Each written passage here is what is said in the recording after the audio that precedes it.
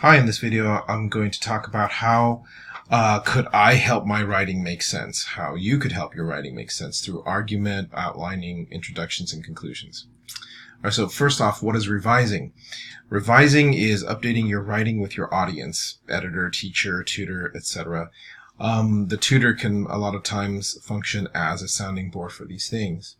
So what should you focus on? Well, you should focus on one thing to improve for each draft. It's easier that way as you're editing through your piece to just have one target. If you're trying to do too many things, you might give yourself anxiety, or you might break down, or you might lose track.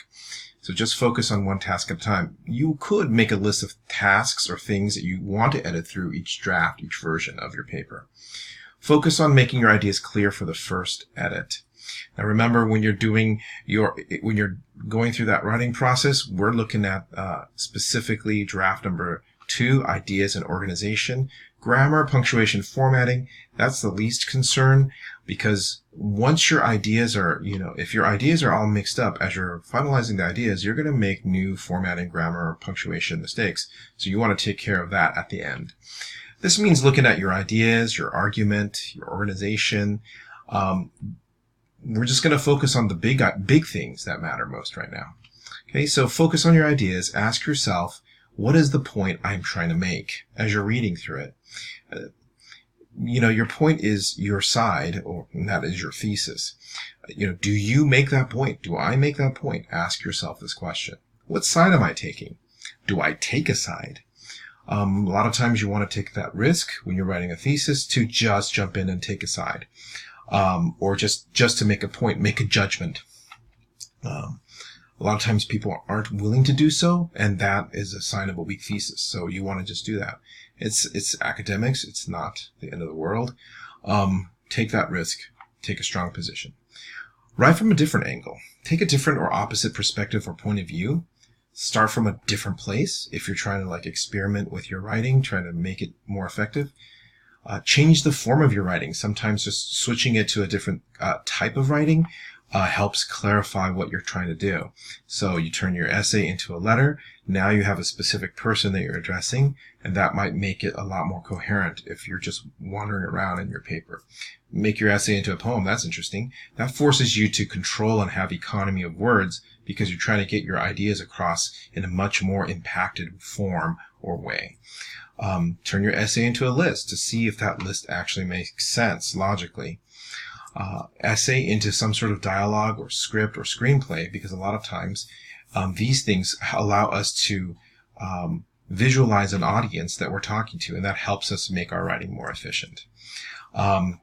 Turn your essay into whatever form you want. That might help you be able to discover what you need to do with it. Writing is not a clean or easy process, and it's not a direct process a lot of times, because our minds just don't work that way. There are a lot of things underneath our conscious mind that are going on, connections that are being made and thoughts. So you want to make sure that you give your brain and yourself a chance to be able to explore these different things. Focus on your ideas. Okay, do I back up my point with 2 or more examples? Usually you're going to need a couple of examples in order to justify whatever you're trying to say. Are my examples detailed enough or too detailed? Sometimes it can be too much, where the amount of detail confuses the reader. Am I trying to talk about too much, too little? Ask yourself, be honest with yourself. And remember what an argument is. All right. An argument is a discussion with 2 or more sides about the same issue or problem. The 2 parts of an argument are usually your claim. I use the symbol theta to represent your thesis, and I use P to represent premises and reasons plus data why you believe your point. Okay, so you usually want to have a couple of premises, preferably 3, to back up any claim that you're trying to make.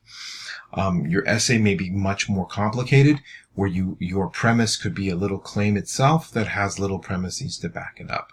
That's how you can end up with a much longer paper. Make a reverse outline to help you organize. And there'll be another video on my YouTube that talks about reverse outlining.